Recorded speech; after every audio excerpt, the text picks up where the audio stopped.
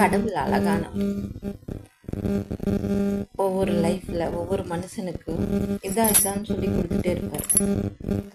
எப்படி இருந்தாலும் நம்ம நல்லா இருக்கிறோமா அப்படின்னு சொல்லி நம்ம நினைப்போம். நாம நல்லா இருந்தா போதும், கடவுளே எனக்கு நாளைக்கு இது வேணும், எனக்கு அது வேணும் அப்படின்னு நல்லா நினைப்போம்.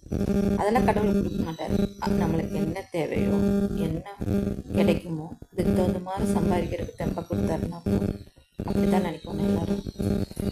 நம்மளுக்கு திடீர்னு அவரே என்ன வேணாலும் கொடுக்கலாம், கொடுக்கறத வாங்கிக்கலாம். ஏன்னா அவர் போடுற பிச்சையில தான் நம்ம வாழ்ந்துட்டு இருக்கிறோம். ஏன்னா நான் அவர் போடுற பிச்சையில தான் வாழ்ந்துட்டு இருக்கிறேன். அவர் கொடுக்குற ஏதோ ஒன்று சொல்றதா இருந்தாலும் அவர்கிட்ட கேட்டுதான் செய்யறேன். ஆனா பரவாயில்ல, இப்ப வரைக்கும் நல்லா தான் இருக்கிறேன்.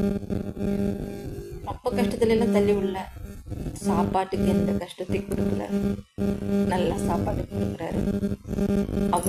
அவரு ஒரு வீடு கொடுத்தாரு. அந்த வீட்டுக்கு லோன் கட்டிட்டு நான் இருக்கேன். இது அவர் வீடு, கடவுளோட வீடு. இது நாம தங்கி இருக்கிறேன். ஆனா இது சந்தோஷமா தான் இருக்குது. இந்த லைஃப்பும் வாழ்ந்துட்டு இருக்கிறேன், வாழ வச்சுட்டு இருக்கிறாங்க. ஒவ்வொருத்தரும் சங்கடங்கள், கஷ்டங்கள் எல்லாம் நினைச்சிட்டு இருக்காதீங்க.